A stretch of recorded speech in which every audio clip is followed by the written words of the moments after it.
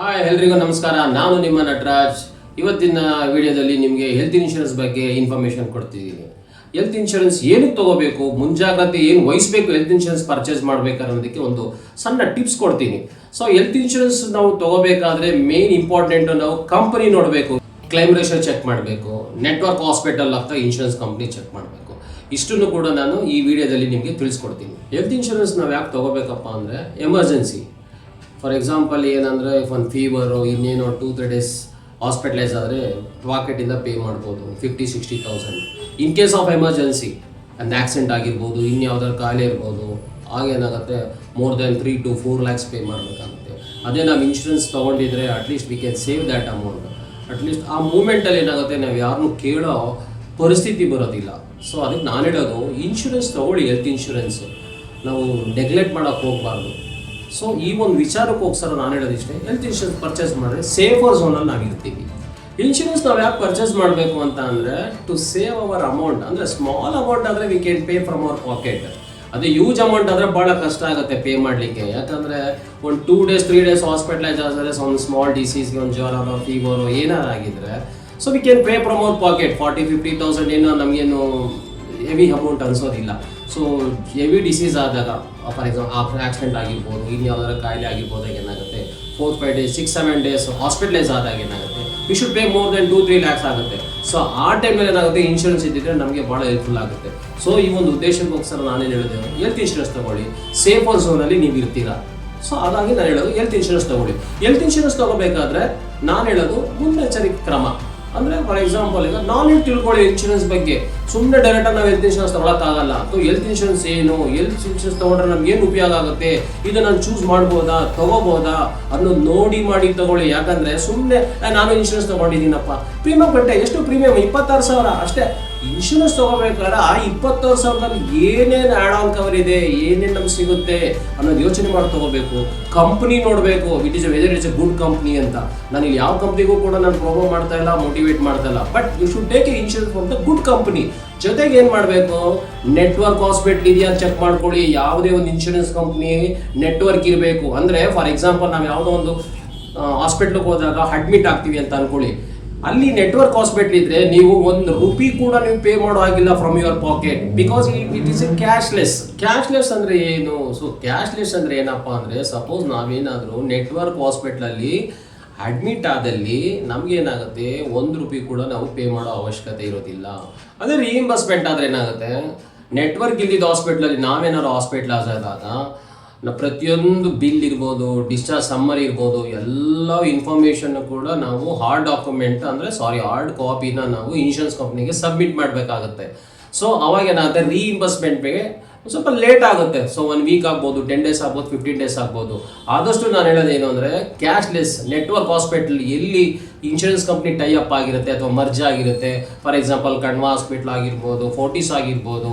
So different types of hospitals, ಎಲ್ಲ ಹಾಸ್ಪಿಟಲ್ಗಳು tie up ಆಗುತ್ತೆ. So ನಾನು ಹೇಳೋದು ಅಷ್ಟೇ, ಕ್ಯಾಶ್ಲೆಸ್ಗೆ ಹೋಗೋದು ಭಾಳ ಒಳ್ಳೆಯದು. ಇನ್ಶೂರೆನ್ಸ್ ಪರ್ಚೇಸ್ ಮಾಡಬೇಕಾದ್ರೆ ಯಾವುದೇ ಕಂಪ್ನಿದು ಕೂಡ ಕ್ಲೈಮ್ ರೇಷಿಯೋ ಚೆಕ್ ಮಾಡ್ಕೊಳ್ಳಿ. ಕ್ಲೈಮ್ ರೇಷಿಯೋ ಏನಪ್ಪ, ಫಾರ್ ಎಕ್ಸಾಂಪಲ್ ಒಂದು 100 ಜನ ಹಾಸ್ಪಿಟಲೈಸಲ್ಲಿ ಅಡ್ಮಿಟ್ ಆಗಿರ್ತಾರೆ ಅಂತ ಅನ್ಕೊಳ್ಳೋಣ.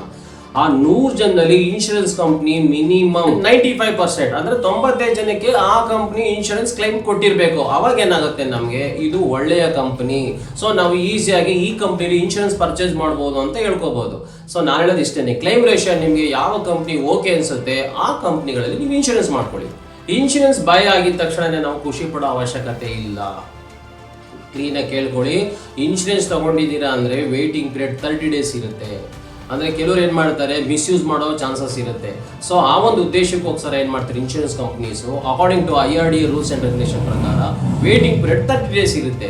30 days ಯಾಕಪ್ಪ ಅಂದರೆ, ಈಗ ಕೆಲವರಿಗೆ ಫೀವರ್ ಬರುತ್ತೆ, ಇನ್ನೇನೋ ಇದಿರುತ್ತೆ. ಸೊ ಆ ಒಂದು ಕ್ಷಣಕ್ಕೆ ಏನು ಮಾಡ್ತಾರೆ, ಇಮಿಡಿಯೇಟ್ಲಿ ಇನ್ಶೂರೆನ್ಸ್ ತೊಗೊಳ್ಳೋದು, ಅದನ್ನ ಕ್ಲೈಮ್ ಮಾಡೋದು, ಈ ಥರದೆಲ್ಲ ಮಾಡೋ ಚಾನ್ಸಸ್ ಇರುತ್ತೆ. ಸೊ ನಾನು ಹೇಳೋದು ಇಷ್ಟೇ, ಇನ್ಶೂರೆನ್ಸ್ ಡೇ 1 ಇಂದ ಕವರ್ ಆಗೋದು only for accident. It is N incident, ಯಾರಿಗೂ ಗೊತ್ತಿರೋದಿಲ್ಲ ಆಕ್ಸಿಡೆಂಟ್ ಏನಾಗುತ್ತೆ ಅಂತ. ಓನ್ಲಿ ಫಾರ್ ಆಕ್ಸಿಡೆಂಟ್ ಏನಾಗುತ್ತೆ, ಫ್ರಮ್ ದ ಡೇ 1 ಇಂದ ಕವರ್ ಆಗುತ್ತೆ. ಇನ್ಶೂರೆನ್ಸು ತೊಗೊಂಡು 30 days ಆದಾಗ ಏನಾಗುತ್ತೆ, ಫೀವರ್ ಆಗ್ಬೋದು, ಸ್ಮಾಲ್ ಏನಾದ್ರು ಇನ್ಸಿಡೆಂಟ್ ನಡೀಬೋದು. ಸೊ ಅವಾಗ ಏನಾಗುತ್ತೆ, ಇನ್ಶೂರೆನ್ಸ್ ಕವರ್ ಆಗುತ್ತೆ, ಇಲ್ಲ ಅಂತ ಏನಿಲ್ಲ. ಫೀವರು ಏನೋ ಒಂದು ಪ್ರಾಬ್ಲಮ್ ಆಗ್ಬೋದು. ಬಟ್ ಎಕ್ಸಿಸ್ಟಿಂಗ್ ಡಿಸೀಸ್ಗೆಲ್ಲ ಕವರ್ ಆಗೋದಿಲ್ಲ. ಸ್ಪೆಸಿಫಿಕ್ ಇಲ್ನೆಸ್ ಇರುತ್ತೆ. ಫಾರ್ ಎಕ್ಸಾಂಪಲ್ ಸ್ಪೆಸಿಫಿಕ್ ಇಲ್ನೆಸ್ಗೆಲ್ಲ ಕೆಲವು insurance company 2 to 3 years waiting period ಇಟ್ಕೊಳ್ತಾರೆ. ಸ್ಪೆಸಿಫಿಕ್ ಇಲ್ನೆಸ್ ಅಂದರೆ ಏನಪ್ಪ ಅಂದರೆ ಕಿಡ್ನಿ ಸ್ಟೋನ್ ಇರ್ಬೋದು, ಅಸ್ತಮಾ ಇರ್ಬೋದು. ಅದರಲ್ಲಿ ಏನಾಗುತ್ತೆ, ಸ್ಪೆಸಿಫಿಕ್ ಇಲ್ನೆಸ್ ಅಂದರೆ there are 18 types of specific illness.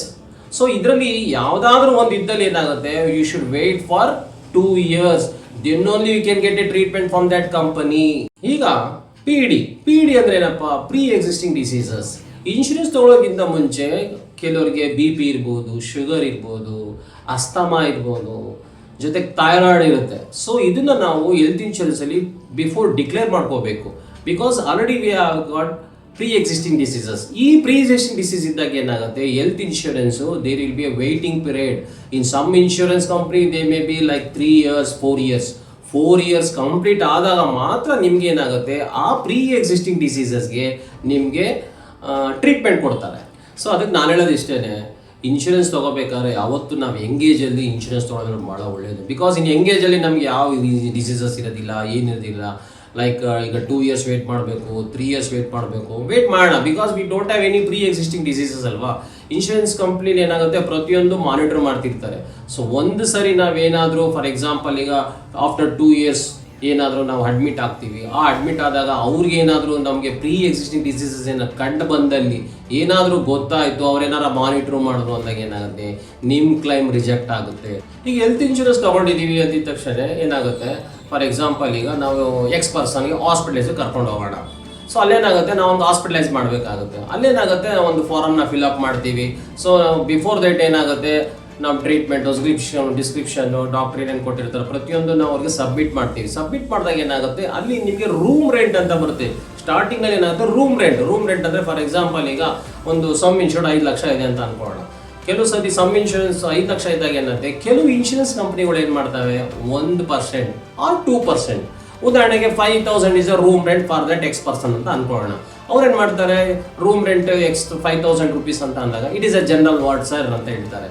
ಹೌದಾ, ಪ್ರೈವೇಟ್ ಯಾವ್ದಾರು ಇಲ್ವಾ ಅಂತ ಕೇಳ್ತೀವಿ. ಸರ್ ಪ್ರೈವೇಟ್ ಇದೆ ಸರ್, ಇಟ್ ಕಾಸ್ಟ್ 10,000 ಅಂತ ಹೇಳ್ತಾರೆ. ನೀವೇನು ಅನ್ಕೊಳ್ತೀರಾ, 5,000 ಇನ್ಶೂರೆನ್ಸ್ ಕಂಪ್ನಿ ಕೊಡುತ್ತೆ, 5,000 ನಮ್ಮ ಪಾಕೆಟಿಂದ ಪೇ ಮಾಡ್ಬೋದಾ, ಏನೊಂದು 3 ದಿವಸ ಅಡ್ಮಿಟ್ ಆಗ್ತೀವಲ್ಲ ಅಂತ ಅನ್ಕೊಳ್ತೀವಿ.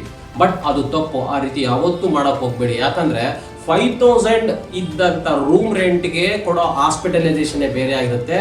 10,000 ರೂಮ್ ರೆಂಟ್ ಇರೋದಕ್ಕೆ ಸಪ್ರೇಟ್ ಬಿಲ್ ಆಗುತ್ತೆ.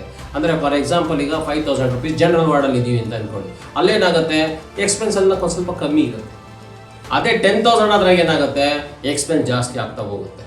ಸೊ ಈ ರೀತಿ ಇದ್ದಾಗ ಏನಾಗುತ್ತೆ, ಆದಷ್ಟು ನಾನು ಹೇಳೋದು ಇಷ್ಟೇ, ರೂಮ್ ರೆಂಟ್ ನಿಮ್ದು ಏನಿರುತ್ತೆ ಅದ್ರ ಪ್ರಕಾರನೇ ನೀವು ಅಡ್ಮಿಟ್ ಆಗಿ, ಭಾಳ ಒಳ್ಳೆಯದು. ಆಗೇನಾಗುತ್ತೆ, ನಿಮ್ಮ ಏನು ಸಮ್ ಇನ್ಶೂರ್ಡ್ 5 lakhs ಇರುತ್ತೆ, ಅದೇ ರೀತಿ ನಿಮ್ಮ ಪ್ರೀಮಿಯಮ್ಮು ಕೂಡ ಕಮ್ಮಿ ಇರುತ್ತೆ. ಜೊತೆಗೆ ಇನ್ನೊಂದು ಏನಾದ್ರು ಹೇಳಪ್ಪ ಇಷ್ಟಪಡ್ತೀನಿ ಅಂದರೆ, ಕೆಲವರು ಹೇಳ್ತಾರೆ 1 ವರ್ಷ 2 ವರ್ಷ ಕಟ್ತೇವೆ ಸರ್ ಇನ್ಶೂರೆನ್ಸು, ನಾವು ಯಾವುದು ಕ್ಲೈಮ್ ಮಾಡಿಲ್ಲ. ಭಾಳ ಒಳ್ಳೆಯದು. ನಾನು ಹೇಳೋದು ಇಷ್ಟೇ, ಇನ್ಶೂರೆನ್ಸಲ್ಲಿ ನೀವೇನು 1 ವರ್ಷ ಅಥವಾ 2 ವರ್ಷ ನೀವು ಕ್ಲೈಮ್ ಮಾಡಿಲ್ವಂದರೆ ಅಸ್ಯೂಮ್ ಮಾಡ್ಕೊಳ್ಳಿ. ಫಾರ್ ಎಕ್ಸಾಂಪಲ್ ಫಸ್ಟ್ ಇಯರ್ ನೀವು 5 ಲಕ್ಷ ಇನ್ಶೂರೆನ್ಸ್ ತೊಗೊಂಡಿರ್ತೀರ ಅಂದ್ಕೊಳ್ಳಿ. ಫಸ್ಟ್ ಇಯರ್ ನೀವು ಯಾವುದು ಕ್ಲೈಮ್ ಮಾಡಿರೋದಿಲ್ಲ. ಅವಾಗ ಏನಾಗುತ್ತೆ, ಇನ್ಶೂರೆನ್ಸ್ ಕಂಪ್ನಿ ನಿಮಗೆ 10% ಆಫ್ ದ ಸಮ್ ಇನ್ಶೂರ್ಡ್ ನಿಮಗೆ NCB ಅಮೌಂಟ್ ಅಂತ ಕೊಡುತ್ತೆ. ಅಂದರೆ 5,50,000 ರೂಪಾಯಿ ಇರುತ್ತೆ total some insured. Second year ಮತ್ತೆ ಅದೇ ರೀತಿ ನೀವು ಕ್ಲೈಮ್ ಮಾಡಲ್ಲ, ಆರೋಗ್ಯವಾಗಿರ್ತಾರೆ. ಸೊ ಅವಾಗೇನಂತೆ ಮತ್ತೆ 50,000. ಸೊ ಅವಾಗೇನಾಯಿತು, ನಿಮ್ಮದು total some insured 6 lakhs rupees ಇರುತ್ತೆ. ಅವಾಗ ನಿಮಗೆ ಒಳ್ಳೆಯದು, ಖುಷಿ ಆಗುತ್ತೆ. ಸೊ ನಾನು ಹೇಳೋದು ಇಷ್ಟೇ, ಹೆಲ್ತ್ ಇನ್ಶೂರೆನ್ಸ್ ಪರ್ಚೇಸ್ ಮಾಡ್ಬೇಕಾದ್ರೆ ಅಥವಾ ಬೈ ಮಾಡ್ಬೇಕಾದ್ರೆ ಯಾವತ್ತೂ ಕೂಡ ಹೇಳ್ತೀನಿ, ಸುಳ್ಳು ಮಾತ್ರ ಹೇಳಕ್ಕೆ ಹೋಗ್ಬೇಡಿ. ಸುಳ್ಳು ಹೇಳಿದ್ರೆ ನಿಮ್ಮ ಕ್ಲೈಮ್ ಎಂಟೈರ್ ಕ್ಲೈಮ್ ರಿಜೆಕ್ಟ್ ಆಗುತ್ತೆ. ಸೊ ಈ ವಿಡಿಯೋ ಇಲ್ಲಿಗೆ ನಾನು ಮುಗಿಸ್ತಾ ಇದ್ದೀನಿ. ಯಾರ್ಯಾರಿಗೆ ಇಷ್ಟ ಆಯಿತು ಈ ವಿಡಿಯೋ, ಸಬ್ಸ್ಕ್ರೈಬ್ ಮಾಡೋದು ಮರಿಬೇಡಿ, ಬೆಲ್ ಐಕನ್ನ ಕ್ಲಿಕ್ ಮಾಡಿ, ಜೊತೆಗೆ ನಿಮ್ಮ ಫ್ರೆಂಡ್ಸ್ಗಳಿಗೆಲ್ಲ ಶೇರ್ ಮಾಡಿ. ಮತ್ತೆ ಸಿಗ್ತೀನಿ ನೆಕ್ಸ್ಟ್ ವಿಡಿಯೋದಲ್ಲಿ.